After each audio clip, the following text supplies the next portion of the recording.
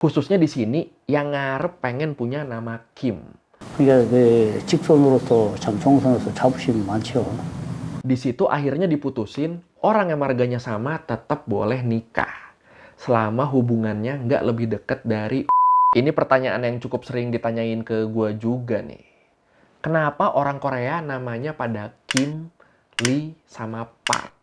Kenapa marganya kebanyakan pada itu? Terutama Kim ini. Apa alasannya sama kayak kenapa orang Vietnam namanya pada Nguyen? Atau bacanya Nguyen ini kok nggak salah ya? Atau ada alasan lain lagi? Ya udah kalau gitu, ayo langsung aja kita bahas kenapa orang Korea kebanyakan namanya pada Kim, Lee, sama Park di Learning by Googling. Jadi di Korea tuh, kalau menurut The Economist, saking banyaknya orang yang punya marga Kim sama Lee, itu tuh sampai ada pepatahnya sendiri. Batu yang dilempar dari puncak Gunung Namsan pasti akan mengenai seseorang yang bermarga Kim atau Lee. Gitu kira-kira pepatahnya. Saking banyaknya orang yang pakai marga itu. Dan masih menurut The Economist, dari sekitar 51 juta penduduk Korea Selatan, 1 dari 5 orang pasti marganya Kim. Atau bisa juga kita lihat bagian ini. Dari sini kelihatan ya, marga Kim tuh emang paling banyak dipakai di sana. Sekitar 21,6%. Terus marga Lee 14,8%, sama marga Park 8,5%. Baru di bawahnya ada Cho, Jung, dan lain-lain.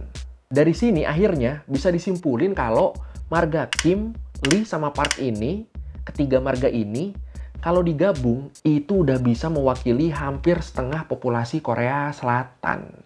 Kenapa yang make bisa sebanyak itu? Ini erat kaitannya sama sejarah Korea di zaman kerajaan dulu. Zaman-zaman mereka masih feodal.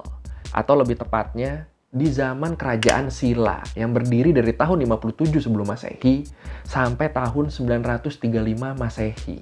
Kerajaan yang setelah melewati banyak pertempuran, akhirnya bisa menyatukan semenanjung Korea di tahun 668. Nah, di sini, menurut Britannica, ada satu keluarga bangsawan yang bernama keluarga Kim.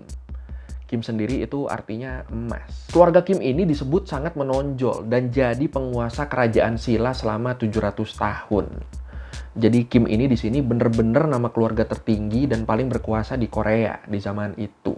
Dan selain keluarga Kimnya sendiri yang emang basicnya udah hebat, ditambah lagi sama sistem feodal yang diterapkan di Korea waktu itu. Sistem yang sangat mengagungkan bangsawan. Sistem yang akhirnya bikin keluarga Kim ini jadi keluarga bangsawan yang dipuja banget. 타겟에서 이제 광김중에서 1등이라고 했어요. 옛날 인터넷 검색어에도 나와요. 그러니까 그 직선으로서 참 총선에서 자부심이 많죠. Oh iya, penggunaan nama belakang oleh kaum bangsawan Korea sendiri itu sebenarnya mereka ngadopsi dari para bangsawan di Cina. Para bangsawan Korea ini ngerasa kalau pemakaian nama belakang kayak di Cina itu tuh bikin nama mereka terdengar mulia. Bahkan kalau menurut Donald Baker, salah satu profesor di University of British Columbia, menurut dia, penggunaan nama belakang oleh bangsawan Korea ini dipakai biar rakyat makin percaya. Makin percaya kalau mereka adalah keturunan dari bangsawan Cina. Keturunan kaum bangsawan yang emang udah berkuasa sejak lama.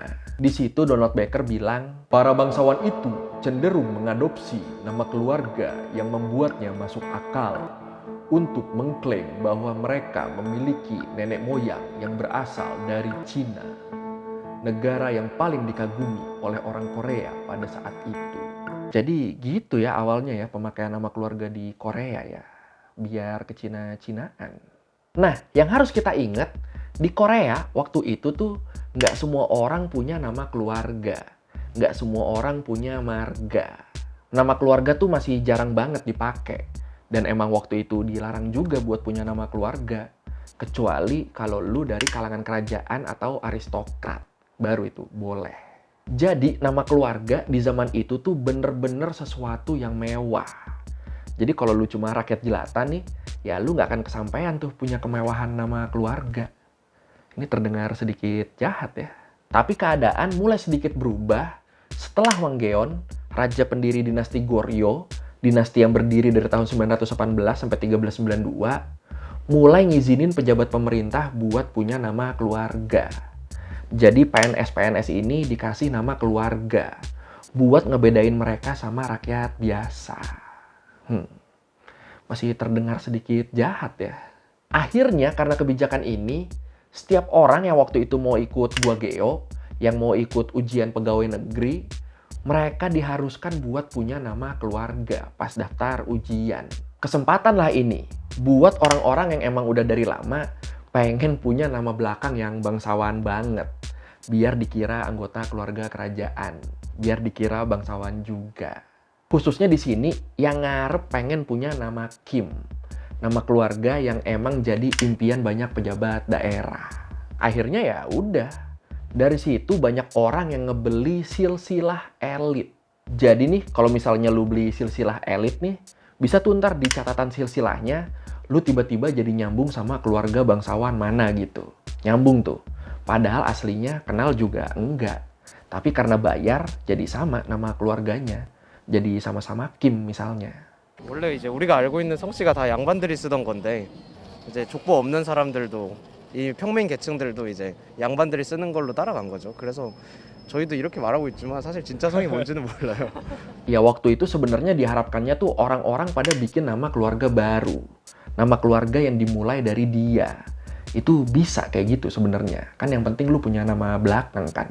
Tapi balik lagi, karena di zaman itu bangsawan tuh sangat diagungkan, jadinya pas ada kesempatan, walaupun sebenarnya ini dilarang, orang yang punya duit lebih milih buat bayar. Bayar biar bisa dapat nama keluarga bangsawan. Dan gara-gara inilah di abad ke-18 di Korea disebut banyak terjadi pemalsuan catatan silsilah.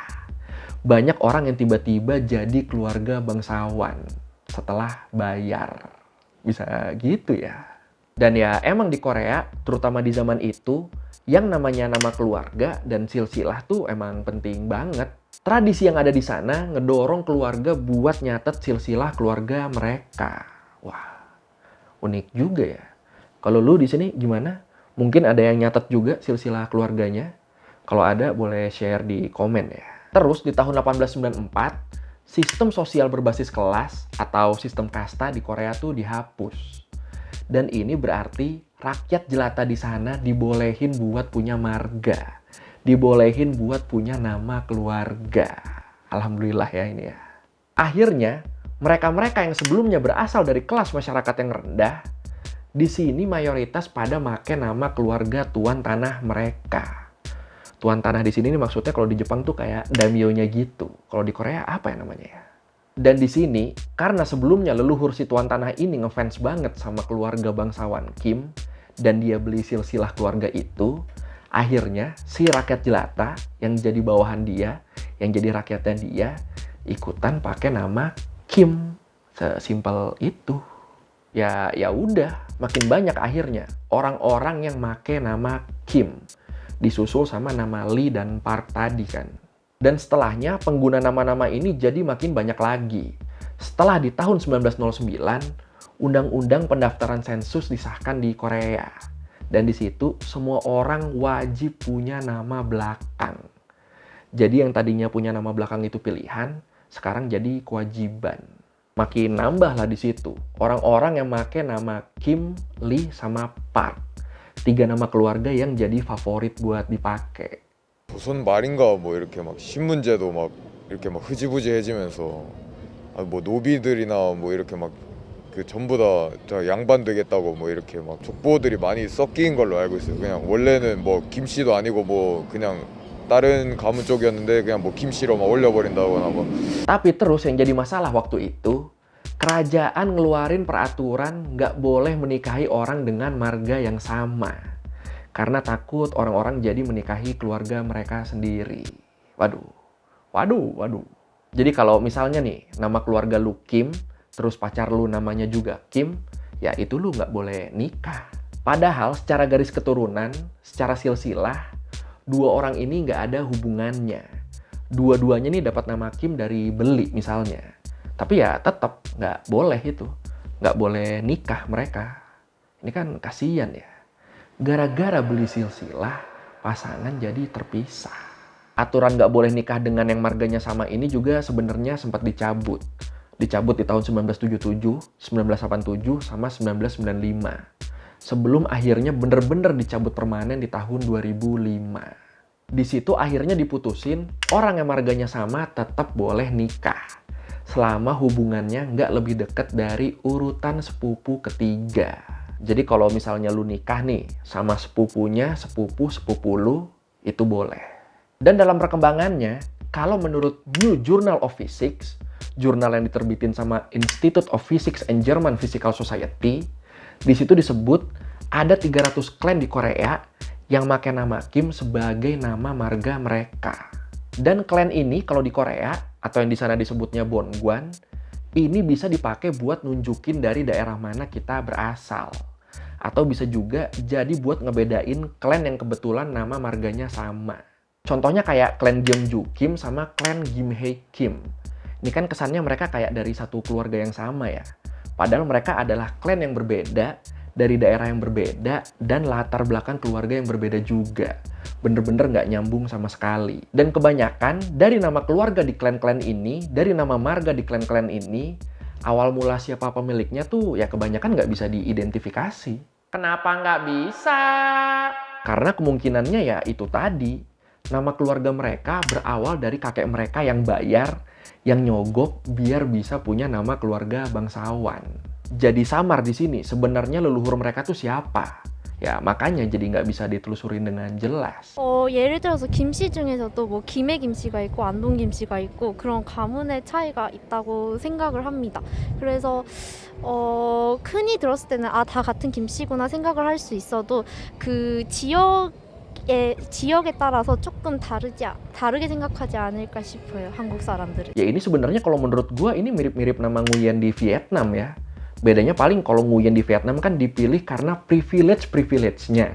Nah kalau Kim, Lee, sama Park di Korea, ini lebih karena kekaguman yang mendarah daging. Karena keluarga Kim yang aslinya tuh dulu bener-bener dipuja banget. Paling bedanya menurut gua itu doang. Apa ada lagi kalau menurut lo? Silakan komen. 사실 외국의 입장에서 생각을 해봤을 때는 또 하나의 가족이 되었다는 느낌도 있고 소속감도 생기는 느낌이고, 근데 한국인인 제 입장에서는 그렇게 성이 바뀌면서까지 어떻게 보면 이름을 바꾼다는 거는 이전에 저를 또 내려놓는다는 것도 없잖아 있기 때문에. Oke, sekian Learn by Googling kali ini tentang kenapa di Korea banyak orang yang marganya Kim, Lee, sama Park. Kalau lo merevisi kali gue udah salah, atau lo mau nanya, atau lo mau nambahin yang ada di video, bisa lo tulis di komen. Kita diskusi di situ kayak biasa. Sekali lagi, thank you udah nonton. Jangan lupa like, comment, subscribe. Bye.